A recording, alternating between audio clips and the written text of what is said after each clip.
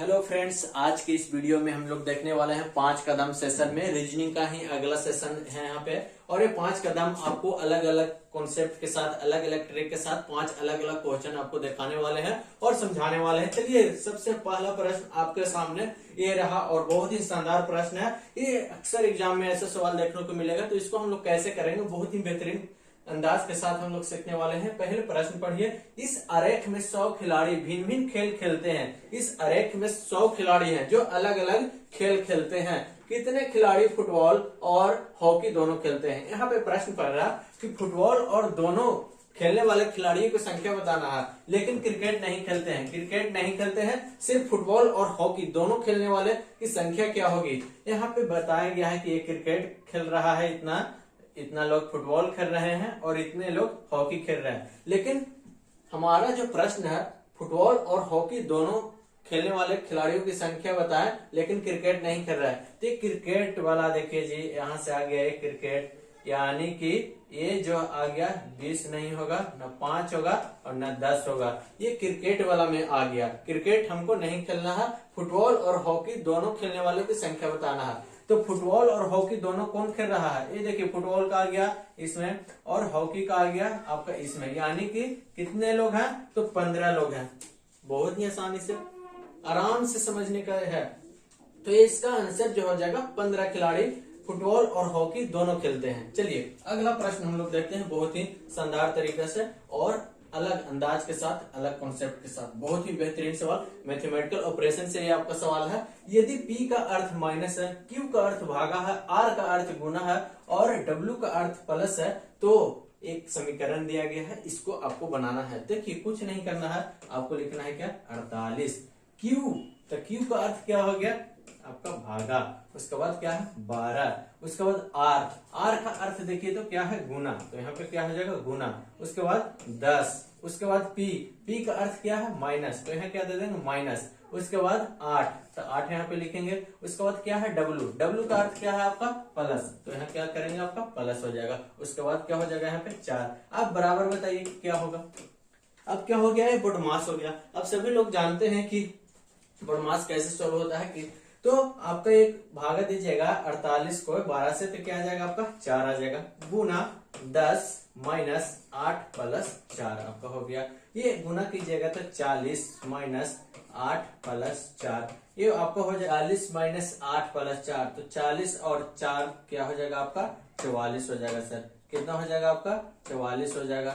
तो 44, 40 4 44 माइनस क्या हो जाएगा? 8। तो 44 में से 8 घटाइएगा तो क्या आ जाएगा आपका? 44 में से 8 घटाइएगा तो 36। 36 देखिए कौन सा ऑप्शन में है? तो ऑप्शन नहीं है सर। क्या हो गया है?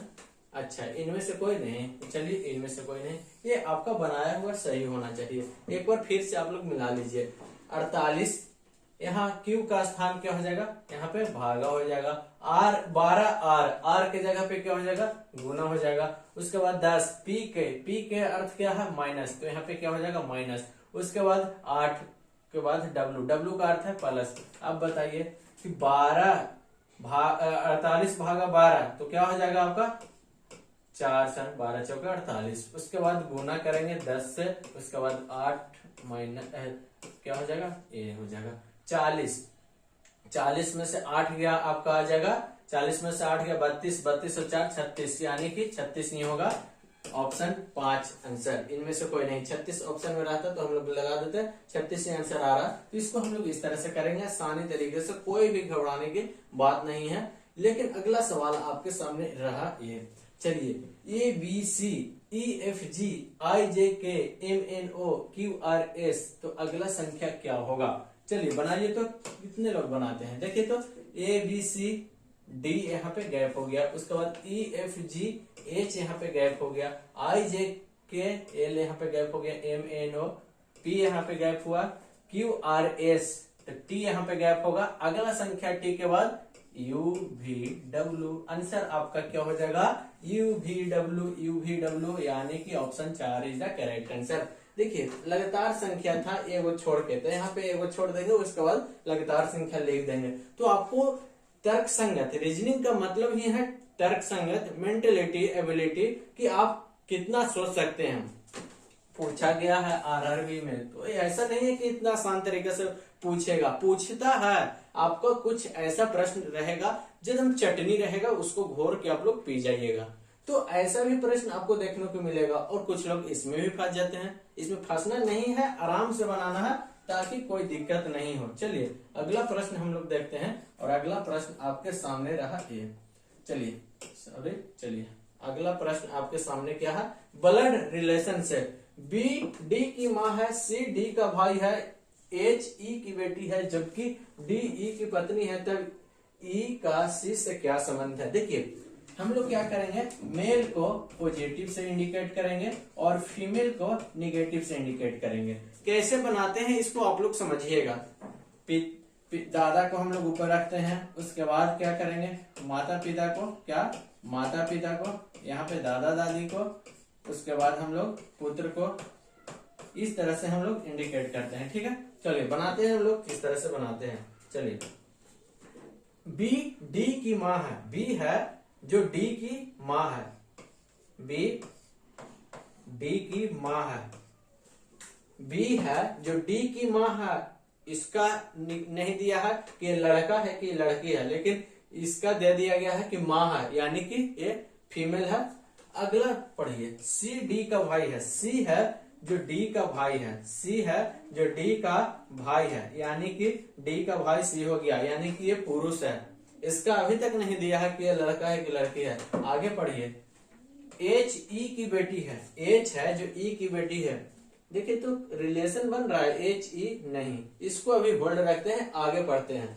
जबकि डी ई की पत्नी है, डी है जो ई की पत्नी है, तो पत्नी को हम लोग इस तरह से इंडिकेट करेंगे, पति पत्नी को। डी ई की पत्नी है, ई की पत्नी है, यानी कि ये लड़की थी, अभी पत्नी हो गई तो ये क्या हो जाएगा जी, पति हो जाएगा ना ऑटोमेटिक। आप पढ़िए, ये बोले छूट गया था तो इसको आप लोग कीजिए। एच ई की बेटी है, ई की बेटी है क्या, एच, चलिए इसको भी दे दिया गया है। अब पढ़िए कि क्या हो जाएगा, ई का सी से क्या संबंध है, ई का इसका संबंध इससे क्या है। देखिए तो ये दोनों पति पत्नी हैं और इसका पत्नी का भाई ए है, तो ई का संबंध क्या हो गया, इसका क्या हो जाएगा, इसका बहन के, सी का बहन है, ये सी का बहन डी है और ई क्या है, बहनोई है, तो सी से क्या संबंध है, बहनोई का। क्या संबंध है, बहनोई का। सी का बहनोई कौन हो गया, ई हो गया जी, तो option B is the correct answer, बहनोई। तो हम लोग बहुत ही आसान तरीके से बस समझने का था कि कैसे हम लोग बनाएंगे, तो बहुत ही आसान तरीके से। अगला प्रश्न आपके सामने रहा ए, चलिए बहुत ही शानदार तरीके से रैंकिंग से सवाल भी आता है, एसएससी में आपको पूछा गया है। देखिए 4 मित्र ए बी सी डी में सबसे हल्का बी है, चलिए सबसे हल्का बी है जी, दे दिया गया है कि सबसे हल्का बी है। हल्का को नीचे रखेंगे, भारी को ऊपर रखेंगे। देखिए बनाने का तरीका सिर्फ समझना है कि सर कैसे लिखते हैं और कैसे इंडिकेट करते हैं। सी हल्का तो बी दे दिया है, अगर पूछता कि सबसे हल्का कौन है तो आंसर हो जाए तो बी ही, लेकिन पूछ रहा है सबसे भारी कौन है, तो आगे बनाएंगे हम लोग। सी डी से भारी है, सी है, सी डी से भारी है, सी डी से भारी है, सी डी से भारी है, यानी कि सी भारी है डी से, हो गया। लेकिन ए से हल्का है, कौन, सी, ए से क्या हो गया, हल्का, और डी से भारी। इस तरह से हम लोग बनाएंगे। तो सबसे भारी कौन है, तो सबसे भारी कौन है, जो ऊपर है, जो सबसे भारी होगा, यानी कि option A is the correct answer. कोई टाइम नहीं, बस आपको समझना है, 2 सेकंड में आपको बनने वाला है। सीधे पढ़ते कि 4 मित्र एबीसीडी में सबसे हल्का बी है, यहाँ पे बी लिखते हैं, उसके बाद सी डी से भारी है, सी है जो डी से भारी है, उसके बाद लेकिन ए से हल्का है, ए से हल्का है, तो सबसे भारी कौन है, ए इज द करेक्ट आंसर। इस तरह से एकदम आसान तरीके से बनाएंगे और समझेंगे। अब आपका सवाल यहाँ पे खत्म हो जाता है और इस तरह से आपका 5 कदम में ये भी सेशन आपका समाप्त हो जाता है। अगर आप चैनल पे देख रहे हैं तो चैनल को सब्सक्राइब कर लीजिएगा, पेज पे देख रहे हैं तो पेज को आप लोग फॉलो कर लीजिएगा, और इसी तरह से आपको एग्जाम के लिए इंपॉर्टेंट वीडियो मिलते रहेगा। अगले वीडियो में हम लोग आएंगे फिर से। Thank you.